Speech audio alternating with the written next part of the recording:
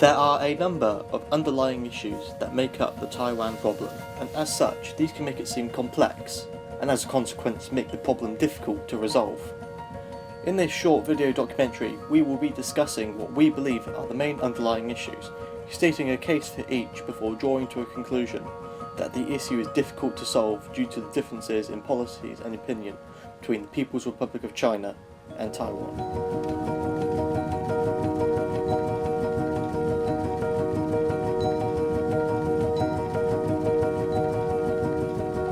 Ever since the cessation of combat during the Chinese Civil War in 1950, the history of this conflict played an ever-expanding role in the relationship between the Republic of China and the People's Republic of China.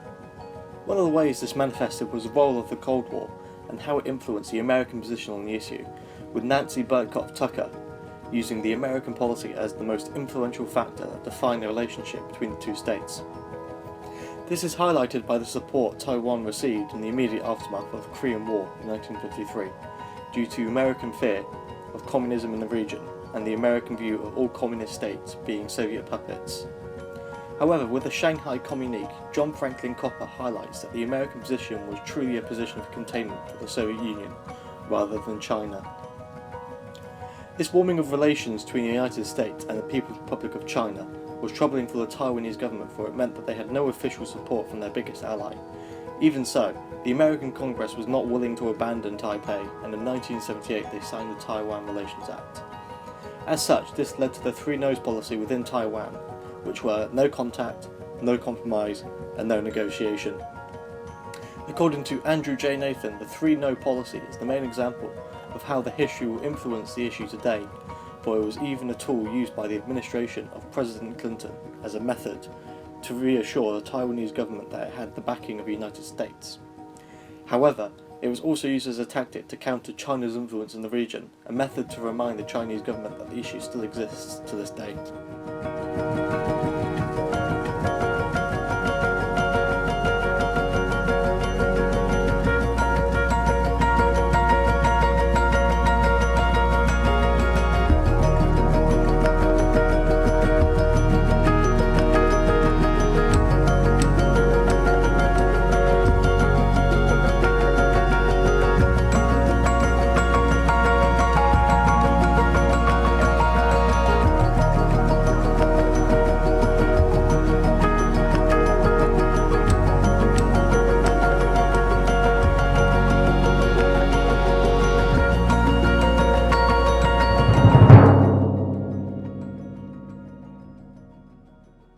Taiwan is positioned in a rather strategic location between the Far East and the Southeast of Asia. Its positioning makes it an ideal acquisition to China should they ever acquire it, as it is one of the islands which essentially boxes in China and has previously had attempts to be colonised by the Dutch and Spanish. The history of Taiwan as a colony during 1630 and 1945 was based heavily on economics. If we look at Taiwan's economy from 1950 onwards, we can see how it has developed to become the fifth largest economy in Asia. In the 1950s, the Republic of China's government retreated to Taiwan after losing the Chinese Civil War, and carried out land reform policies such as the 375 Rent Reduction Act, which contributed to Taiwan's economic growth. In the 1960s, the agrarian economy was then replaced with the light industry, as small and medium businesses began to form, and we can see that from 1966 to around the 1980s, the economy in Taiwan began to stabilise as the 10 major construction projects laid a foundation in further economic developments. It is from the 1980s onwards that we really see a boom in the Taiwanese economy, as government-owned corporations were then privatised. However, Taiwan did face economic struggles during the mass destruction of World War II and the time of the Chinese hyperinflation of the 1940s. Its economy was also affected when there was an increase in population from the Kuomintang migration from mainland China. Currently, its position means that it is automatically a destination for trade between the Western powers and the East Asia states, meaning that it has the 19th largest world purchasing power, and is now the 5th largest economy in Asia.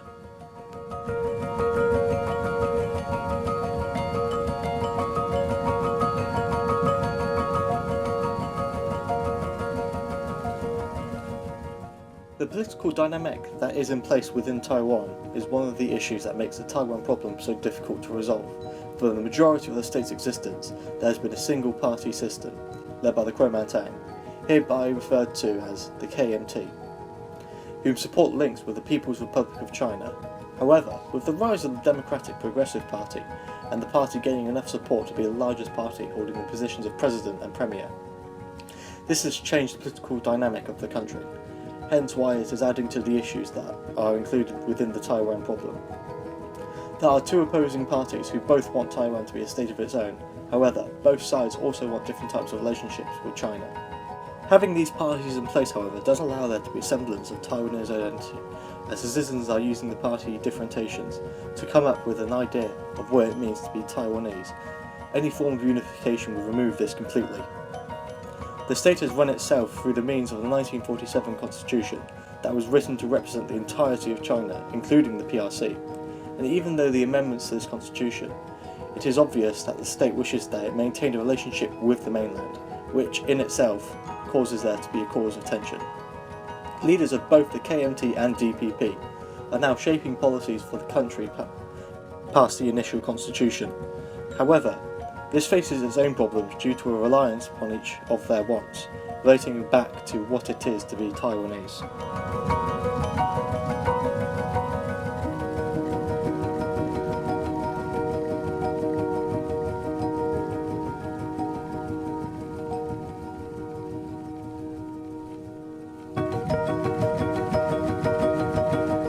Taiwan's international status does not satisfy anyone with its anxious conciliation that currently stands since the Taiwan Relations Act 1978.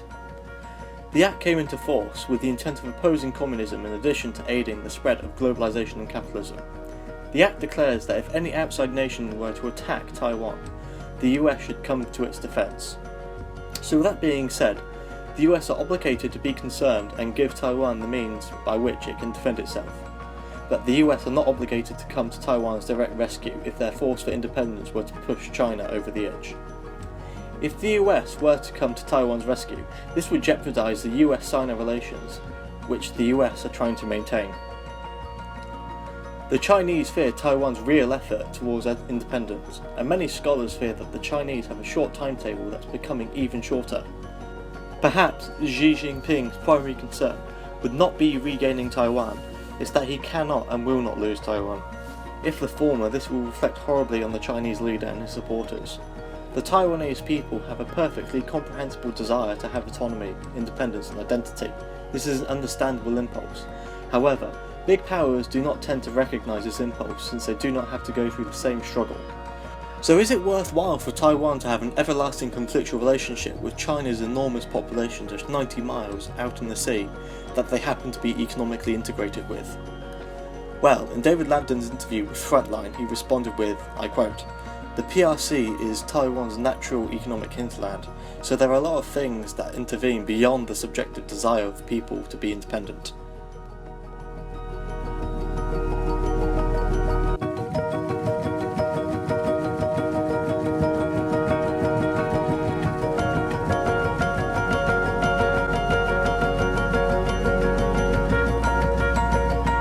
Chinese policies which border around Taiwan are set to bring about unity between the Republic of China and the People's Republic of China.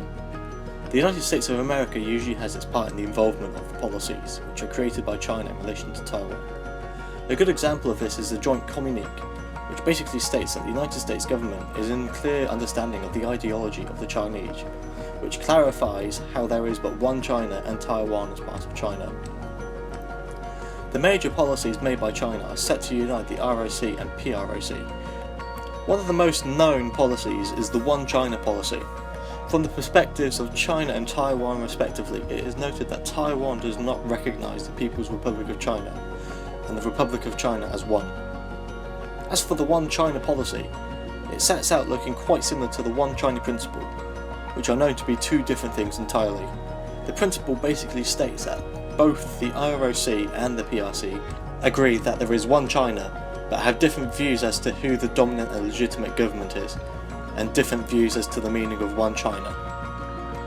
Looking at the position of Taiwan in the policy, most critics argue that the position of Taiwan is seen as threatening to the Chinese, and if Taiwan gains independence, it could be seen as threatening to the Chinese government. If If this occurs, could China possibly be overthrown by its citizens?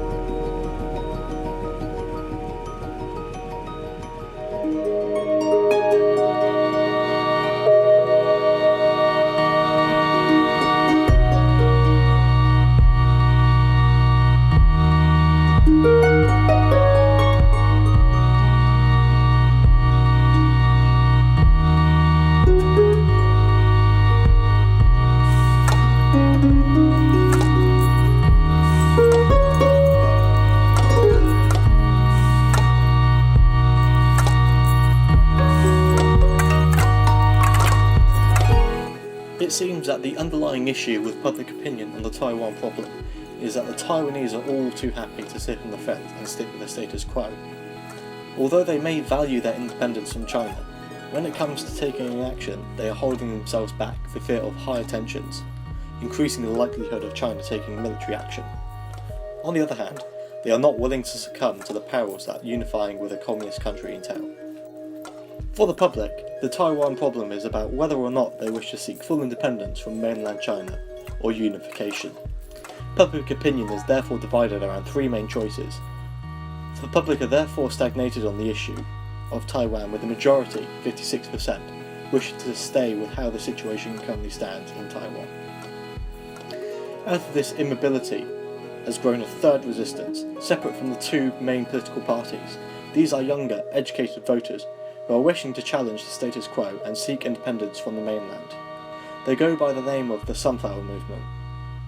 One of the key advancements they wish to see is an increase in the ability of Taiwan to hold referendums on issues surrounding sovereignty and independence, rather than the growth of trade deals with China.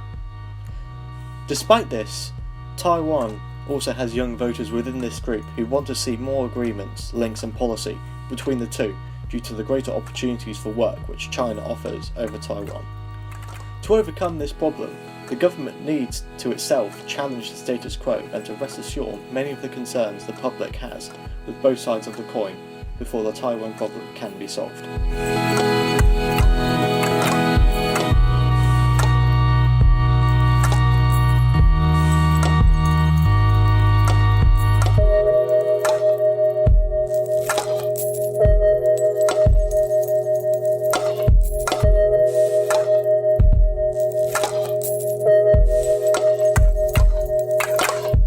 In conclusion, the so-called Taiwan problem is not an easy one to overcome, as it has a lot of historical complexities that have escalated into the current day. The foreign policies and politics of the nations are reflective of the difficulties faced by both nations due to the underlying tensions created by the Chinese Civil War and the situation Taiwan finds itself politically and economically. These underlying conditions prove vital in understanding the conflict, and as such it can be seen that these prove to be the greatest challenge to the eventual solution of the Taiwan problem.